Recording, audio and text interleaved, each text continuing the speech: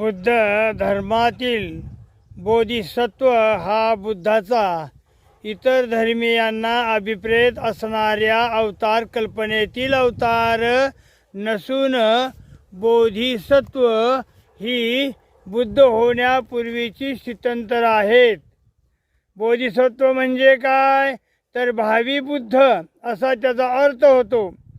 जी व्यक्ती बुद्ध होण्यासाठी प्रयत्नरत आहे त्या व्यक्तीस बोधिसत्व म्हणतात.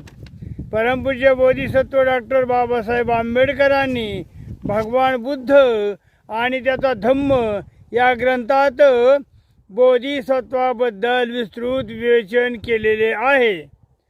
बोधिसत्व कोणाला म्हणावे आणि बोधिसत्व म्हणजे काय तर हे दोन प्रश्न उपस्थित करून डॉक्टर बाबासाहेब आंबेडकर म्हणतात की बुद्ध होण्याचा प्रयत्न करणारा मनुष्य म्हणजेच तो बोधिसत्व होण्याचं पहिलं कारण असू द्या.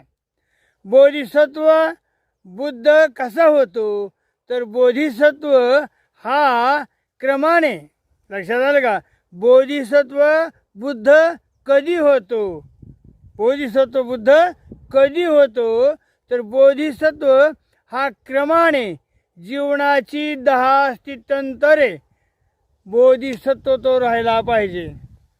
लक्षात आले का, तरच तो बुद्ध होतो.